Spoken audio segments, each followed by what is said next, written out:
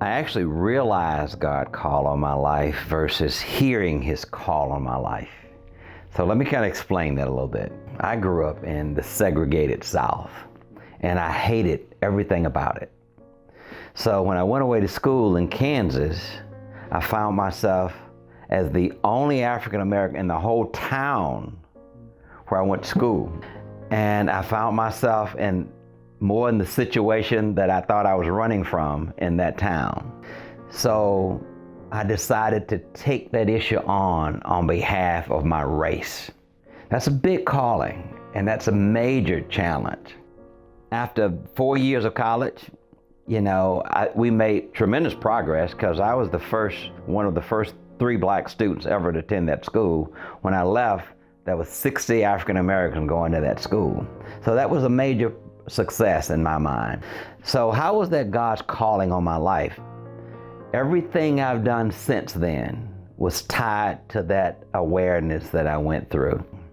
And my calling in the community 50 years later, after leaving this community, it's the same thing. It's to bring our races together to serve God through love and truth.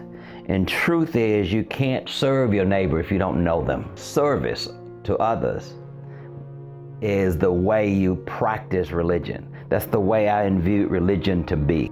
For me, God's call has always been more of a trickling or a bubbling rather than one audible moment. I grew up in a faith tradition that didn't allow women in certain spaces and in certain roles. And the pulpit was one of those spaces, and pastoral ministry was one of those roles.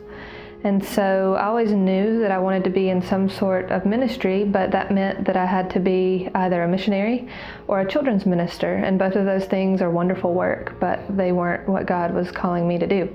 And so in college, like every college student, I changed my major 5 times, really searching for what God wanted me to do.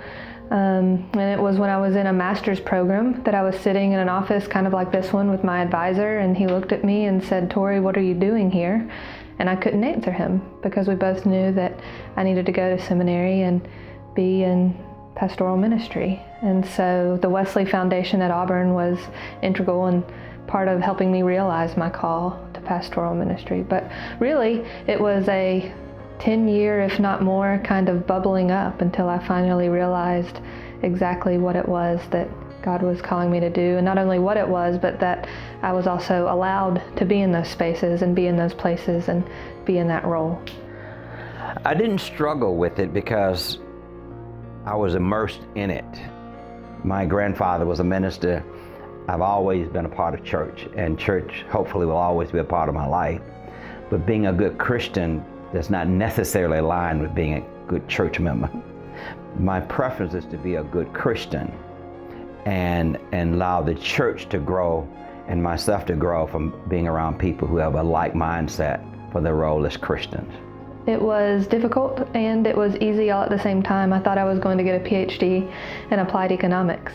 And so I'm sitting at the end of a 2-year master's program when I thought that I would be applying to PhD programs, applying to seminary instead. In a sense, it wasn't difficult at all, just because it was one of the first times that I actually felt like the decision I was making was right. So when you say, what is my passion? It's to smile and make a difference in someone else's life. Because every time I smile and greet someone with a positive attitude, no matter what their day is like, it tends to brighten their day just a little bit. And when you can make a person's day a little bit brighter, you're actually serving and worshiping the God that I know and love. I think it's helping people to see, again, God at work in everyday life. The Bible, even though it was written thousands of years ago, is relevant, just as relevant today as it was at the time that it was written. So read it and find yourself in some of the Bible characters. Their struggle with the calling, their struggle with their mission, their challenges with day-to-day life. God calls all of us in similar ways, even though God calls us to different roles. My name is Edgar Pruitt, and God's calling on my life is to minister to my community, to bring our races closer together so we can actually serve each other through God's love, our truth, and the Word of God. My name is Tori Hastings, and I've been called to pastoral ministry.